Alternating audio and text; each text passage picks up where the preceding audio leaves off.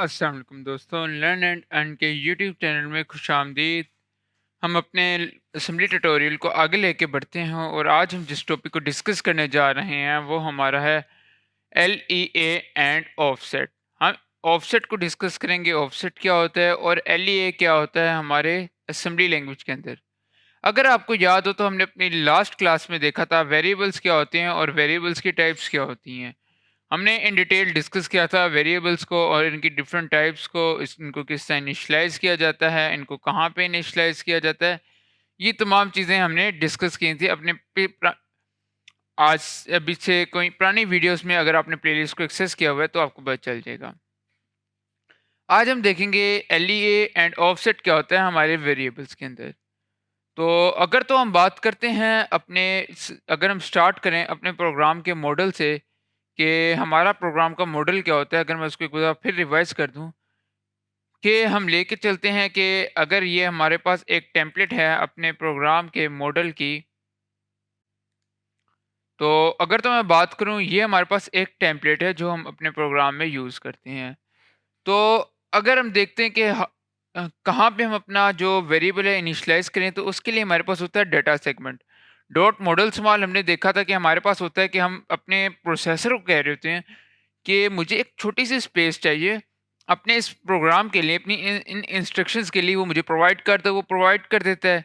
Second instruction में हम उसको स्टैक क्रिएट करने के लिए कहते हैं मेमोरी के अंदर हमारे इस प्रोग्राम के लिए जो हम नीचे रन करने जा रहे हैं।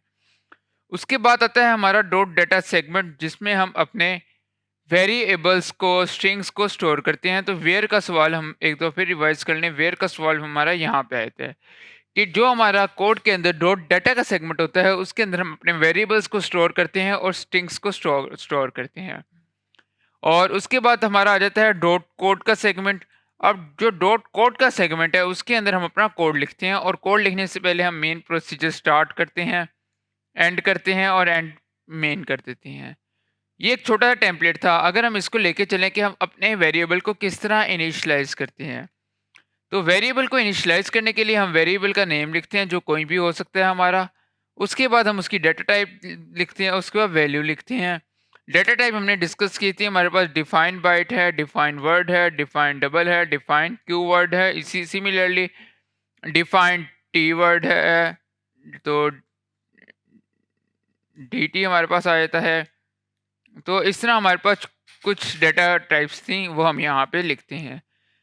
अगर मैं बात करता हूँ अपने करंट प्रोसेसर की, जो कि मेरा 8086 है, चूँकि ये हमारा 16 जो हमारा बिट प्रोसेसर है 16 का, तो इसके अंदर जो है हमारे सिर्फ ये यूज़ होते हैं, डिफाइन बाइट और डिफाइन वर्ड। तो अब हम वापस चलते हैं, अपने वेरिएबल्स को देखते हैं और फिर उसके बाद हम L E A and offset की तरफ बढ़ते हैं बारी बारी। तो अगर तो मैं बात करता हूँ अपने वेरिएबल्स की, तो मेरे पास ये कुछ वेरिएबल्स हैं। अब वाट डी बी 45, चूँकि हमारे पास जो है डेटा टाइप के अंदर हम इंटीजर स्टोर कर रहे हैं, तो हमने उसके लिए सिंपल लिखा वेरिएबल का नेम, डेटा टाइप और वैल्यू। उसके बाद हमने लिखा वेरिएबल का name, data type double word, और उसके बाद हमने लिख दिया क्वेश्चन मार्क, जो कि हमारा रिप्रेजेंट करता है अनइनिशियलाइज्ड वैल्यू को, जिसको हम क्रिएट तो डिक्लेयर तो इधर कर रहे हैं लेकिन इनिशियलाइज अपने कोड सेगमेंट के अंदर करेंगे। सिमिलरली हमारे पास एक और वेरिएबल है जिसके अंदर हमने कैरेक्टर स्टोर करवाया 1 और डाटा टाइप डीबी। सिमिलरली फिर हम आते हैं स्ट्रिंग्स की तरफ।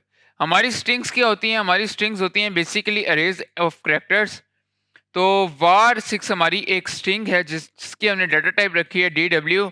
इसकी हम db नहीं रखेंगे, इसकी हम डाटा टाइप dw रखेंगे। और इसके हम जब भी कोई भी स्ट्रिंग हम लिखते हैं तो स्ट्रिंग को हम टर्मिनेट करते हैं अपने डॉलर के कैरेक्टर से। तो जब भी आप स्ट्रिंग लिखेंगे आप स्ट्रिंग को रिमूव करेंगे डॉलर के जो हमारा डेटा डॉलर का कैरेक्टर होता है उससे आप अपनी स्ट्रिंग को टर्मिनेट करेंगे। डॉलर का कैरेक्टर बेसिकली बताता है कि हमारी स्ट्रिंग यहाँ पे ख़त्म होगी, हमारी जो कैरेक्टर्स की अरे है वो यहाँ तक चलेगी। उसके बाद एक और हमने अरे क्रिएट की है जिसका नाम मैं रख देता हूँ वेरिएबल 7, और इसके अंदर हमने अपनी स्ट्रिंग क्रिएट की है लर्न एंड अर्न की, और इसके भी डाटा टाइप हमने इसको भी हमने स्ट्रिंग से टर्मिनेट किया है। तो ये हमारी डेटा टाइप्स होगी। अब अगर मैं चाहता हूँ कि मेरी डेटा टाइप्स मेरे कोड के अंदर इंक्लूड हो, तो उसके लिए मुझे 2 स्टेप्स का कोड लिखना पड़ेगा।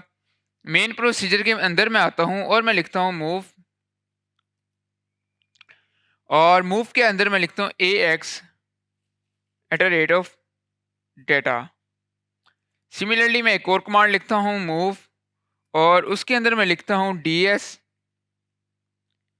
And AX। तो अब मैं यहाँ पे क्या कह रहा हूँ, मैं कह रहा हूँ जो ये at the rate of data का क्या काम होता है। At the rate of data जो होता है ये बेसिकली हमारा एड्रेस होता है।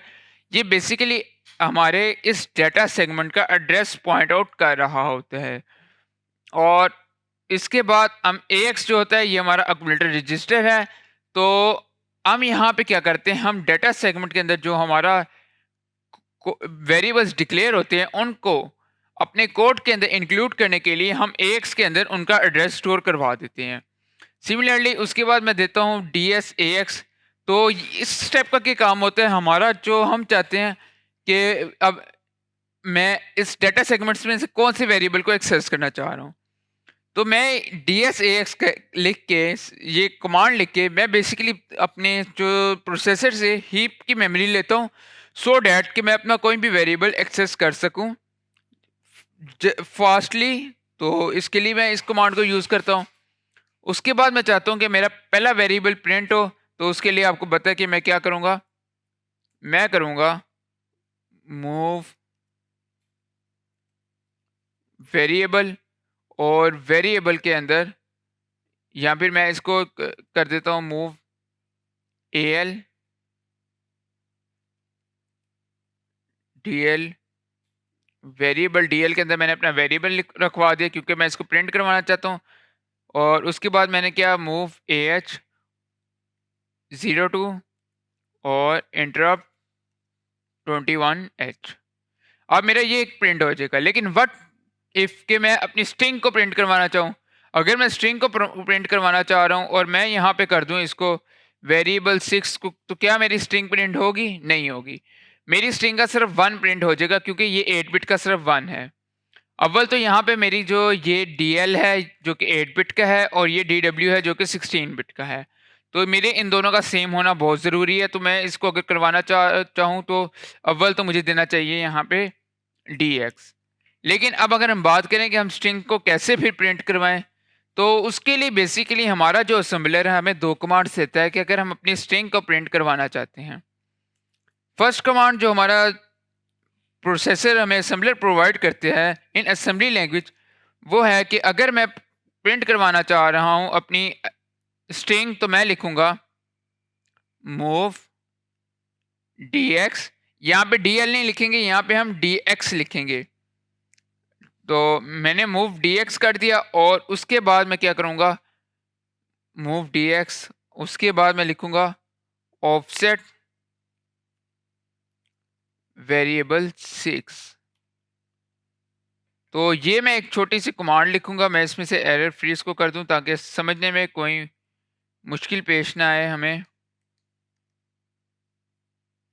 तो मूव DX ऑफसेट वेरिएबल 6, ये कमांड लिखूंगा तो मेरी ये स्ट्रिंग प्रिंट हो जाएगी। कहाँ तक? 1 से लेके 4 तक। डॉलर साइन प्रिंट नहीं होगा क्योंकि डॉलर साइन का सिर्फ काम होता है कि हम उसको रिप्रेजेंट करें, हम उसको बताएं कि हमारी यहाँ तक अरे है, जो हमारी स्ट्रिंग है यहाँ तक है, इससे आगे आपने नहीं जाना।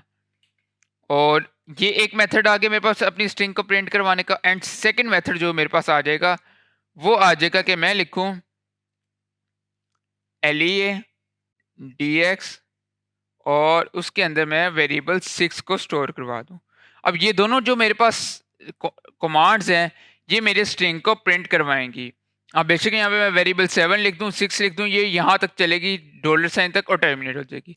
अब ऑफसेट क्या होता है? ऑफसेट बेसिकली अगर हम बात करें, हमारा जो किसी भी वेरिएबल का एड्रेस होता है वो इस तरह होता है, physical address is equal to segment multiply by 10 plus offset.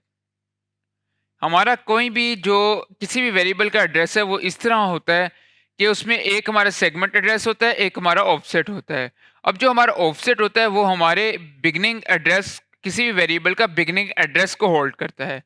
Basically अगर मैं आपको ऑफसेट एक एग्जांपल के साथ समझाऊं कि जो हमारा अच्छा जो हमारा ऑफसेट होता है ये हमारा किसी भी वेरिएबल्स के बिगिनिंग एड्रेस को स्टोर करता है और ये अमूमन 16 बिट का होता है या 4 हेक्सा वेरिएबल्स का होता है। तो अब इस कमांड में हम कह रहे हैं कि वेरिएबल 6 का जो एड्रेस है वो स्टोर कर लो और पहले एलिमेंट का एड्रेस है वो स्टोर कर लो और वहां से आपने चलना है कहाँ तक, जब तक ये डॉलर साइन नहीं आ जाता। सेकंड वन हमारी कमांड है LEA जो कि हमारी लोड अफेक्टेड एड्रेस है। ये क्या होता है, ये कि हमारा बेसिकली ये हमारा एक पॉइंटर होता है, आप इसको पॉइंटर कह सकते हैं। ये बिहेव ऐसे करता है जैसे हमारे हाई लेवल लैंग्वेज के अंदर पॉइंटर बिहेव करता था। तो ये क्या करता है, ये जो हमारा ये वाला वेरिएबल होता है ये हमारा एड्रेस पॉइंट कर रहा होता है, इस वेरिएबल का एड्रेस ये वेरिएबल पॉइंट कर रहा होता है और ये उसको रन करता है कहाँ तक, जब तक डॉलर साइन नहीं आ जाता। सिंपली अगर मैं इसको यहाँ से रन करना चाहता हूँ, इसके बाद मैं कमांड लिख दूंगा मूव AH02 और उसके बाद मैं इंटरप्ट 21H जनरेट कर दूंगा और उसके बाद 4CH की कमांड दे दूंगा। तो ये हमारा LEA एंड ऑफसेट का कॉन्सेप्ट था। तो उम्मीद करता हूँ आपको इसकी समझ आई होगी। आज के लिए इतना ही, मिलते हैं अगली वीडियो में, तब तक के लिए खुदा हाफिज।